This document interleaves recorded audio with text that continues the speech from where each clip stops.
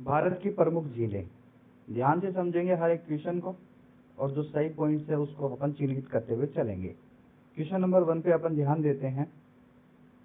प्रायद्वीपीय भारतीय नदियों के संबंध में निम्नलिखित में से कौन सा कथन सही नहीं है। अपन को गौर करना है कौन सा कथन अपना सही नहीं है। तो देखिए ध्यान से इन चारों पॉइंटों को पढ़ेंगे। प्रायद्वीपीय नदियों के अफवाह बेसिन तुलनात्मक रूप से आकार में छोटे होते हैं। ये बात सही है कि प्रायद्वीपीय जो नदियां होंगी उनके अफवाह बेसिन तुलनात्मक रूप से क्या होंगे, आकार में छोटे होंगे।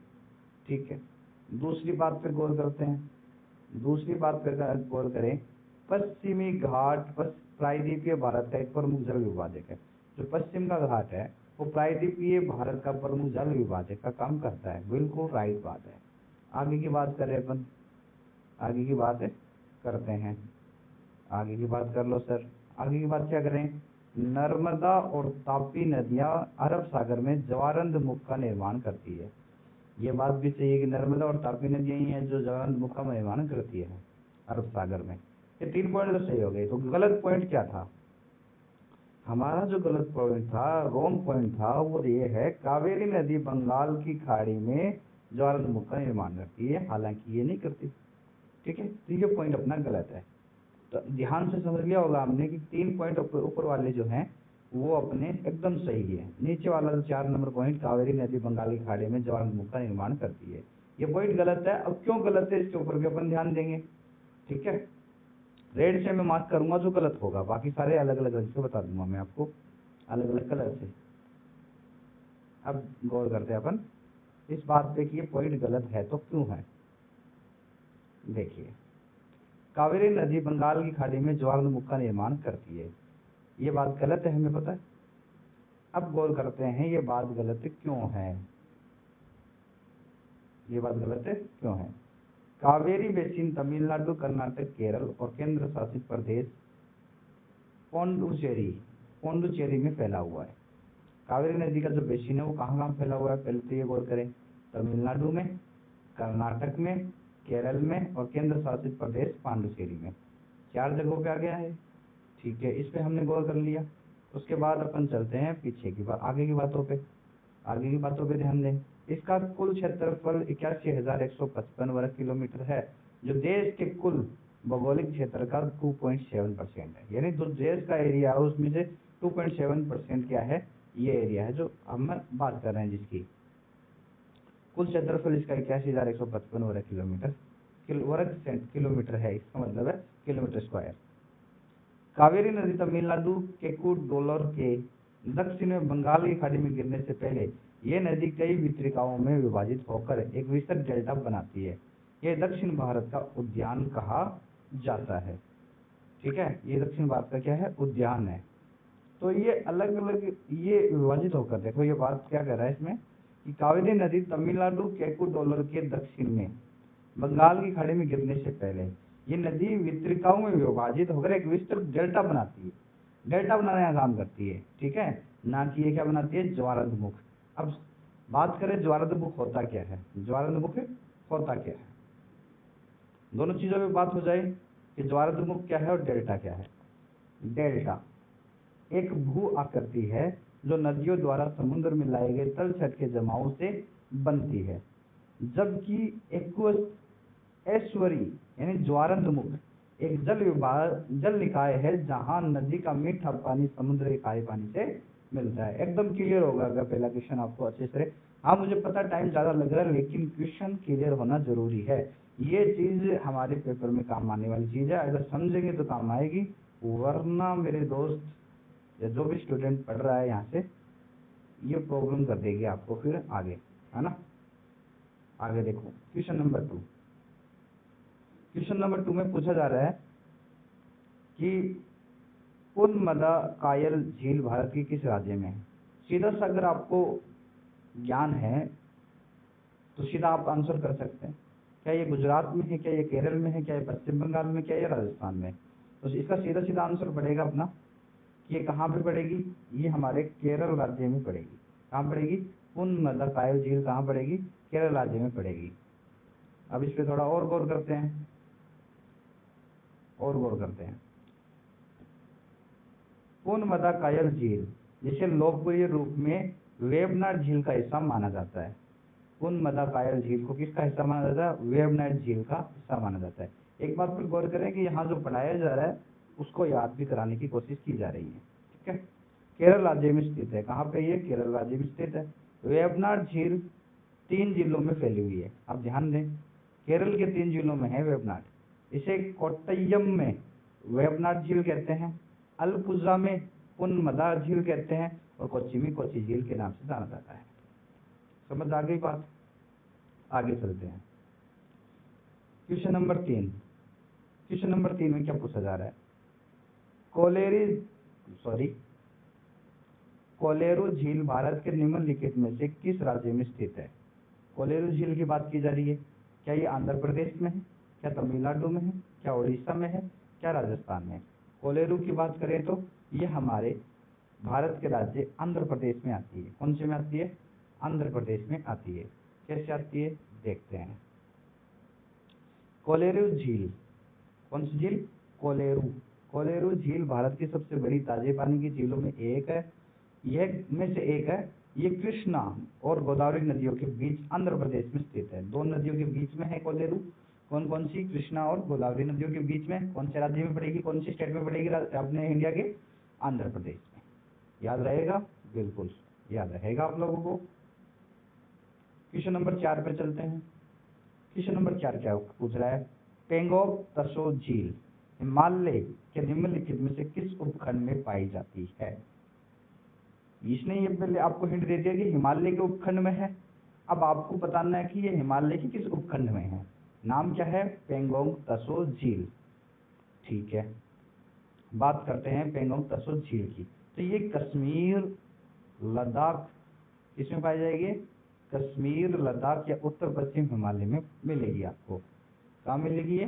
कश्मीर या लद्दाख, जिसे हम कहते हैं उत्तर पश्चिम। देखो इसमें 3 पॉइंट्स दिए हैं इसने, है ना? कश्मीर, लद्दाख या उत्तर पश्चिमी हिमालय। ठीक है ना? अगर हिमालय में पूछे तो उत्तर पश्चिम हिमालय या कश्मीर या लद्दाख से। अब बात करते हैं आगे। देखिए, पेंगोंग त्सो लद्दाख हिमालय में 14,000 फुट से अधिक की ऊंचाई पर स्थित एक लंबी, संकरी, गहरी, एड्रोफिक यानी लैंड लॉक झील है। ये खारे पानी की झील है जिसका एक हिस्सा चीन के नियंत्रण में है। ठीक है, तो आपको ये ध्यान में रखना होगा कि इसका हिस्सा किसके नियंत्रण में है? चीन के नियंत्रण में है। कैसे तरह की झील है? ये खारे पानी की झील है। कितनी ऊंचाई पे है? 14,000 फुट की ऊंचाई पे है। कौन से मतलब राज्य में पड़ेगी? कश्मीर या लद्दाख, जिसको हम उत्तर पश्चिम हिमालय कहते हैं। याद रहेगा? Very good. झील का क्या नाम था बच्चा? झील का नाम था पेंगोंग त्सो। ठीक है, क्वेश्चन नंबर 5 पे चलते हैं। क्वेश्चन नंबर 5 क्या कहता है? पेंगोंग त्सो मोरीरी झील हिमालय के किस क्षेत्र में है? तो देखो, पेंगोंग त्सो अभी पढ़ के आए हैं अपन, और त्सो मोरीरी झील इसके बारे में भी जान लेते हैं। तो ये दोनों कहाँ पे है? ये दोनों कश्मीर हिमालय में। कहाँ पे है? कश्मीर हिमालय में। अभी बात की थी हमने। ठीक है, इसमें ये कश्मीर हिमालय में है। कैसे हैं देखते हैं। ये दोनों झीलें लद्दाख के कश्मीर हिमालय क्षेत्र में स्थित है और अपनी अद्वितीय प्राकृतिक सुंदरता के लिए प्रसिद्ध है। ठीक है, कश्मीर हिमालय में है। कौन सी? पेंगोंग त्सो, और दूसरी कौन सी बताई मैंने? दूसरी बताई मोरीरी झील। कौन सी झील? मोरीरी झील। तो इस मोरीरी झील को भी पूछा जा सकता है आपको, और पेंगोंग त्सो झील को भी पूछा जा सकता है। याद रखेंगे तो फायदे में रहेंगे, वरना नुकसान आपका और मेरा दोनों को हो सकता है। क्वेश्चन नंबर 6, अष्टमुडी आर्द्रभूमि झील में स्थित है। अष्टमुडी आर्द्रभूमि या झील कौन से राज्य में है? क्या ये तमिलनाडु में है? क्या ये कर्नाटक में है? क्या ये केरल में है? क्या ये असम है? ध्यान से सुनिए, ये कहाँ है? अष्टमुडी केरल में है। कहाँ पे है? केरल में है। ध्यान से समझेंगे केरल में कैसे हैं, किस तरह है, वो इसका डिस्क्रिप्शन अपन पढ़ लेते हैं। अष्टमुडी झील भारत के केरल राज्य के अनूप झील क्षेत्र में स्थित है। कोल्लम जिले में स्थित अष्टमुडी झील केरल की दूसरी सबसे बड़ी झील है। सेकंड नंबर पे आती है केरल के अंदर। ठीक है, नाम क्या है? अष्टमुडी झील। इसका आकार 8 भुजाओं वाला है। किस तरह की है, किस तरह की मतलब ज्योग्राफिकल इसकी शेप है, ये 8 भुजाओं वाला है। ये झील अपने अनूठे पारिस्थितिक तंत्र के लिए जानी जाती है। इसे 19 अगस्त 2002 को रामसर स्थल घोषित किया गया है।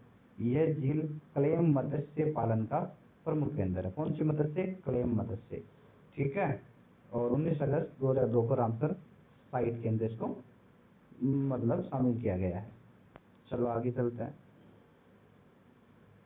अब इसमें बताना है हमें कौन सा सुमेलित नहीं है, कौन सी जो है वो सुमेलित नहीं है।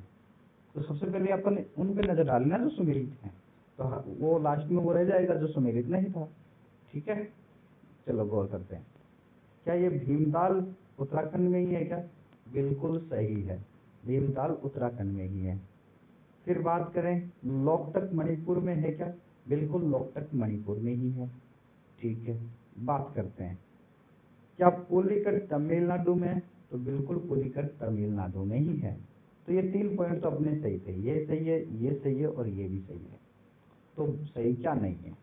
तो सही वह नहीं है जिसकी हम बात करने वाले हैं। सही कौन नहीं है? तो रूपकुंड हिमालय में, हिमालय प्रदेश में है या हिमाचल प्रदेश में है रूपकुंड, ये बात गलत है। कैसे गलत है आइए जानते हैं। रूपकुंड झील, कौन सी झील? रूपकुंड झील, रूपकुंड झील उत्तराखंड राज्य में स्थित है। किसमें है? उत्तराखंड। पॉइंट में क्या बताया गया? हिमाचल कहाँ है? उत्तराखंड में। रूपकुंड कहाँ है? उत्तराखंड में। रूपकुंड कहाँ है? उत्तराखंड में है। रूपकुंड झील को कंकालों वाली झील भी कहा जाता है। क्यों कहा जाता है? क्योंकि इसके आस पास कंकाल बिखरे हुए हैं। रूपकुंड को कौन सी झील कहा जाता है? कंकालों वाली झील भी कहते हैं। और ये कहाँ पे है? उत्तराखंड में है, ना कि हिमालय, हिमाचल प्रदेश में।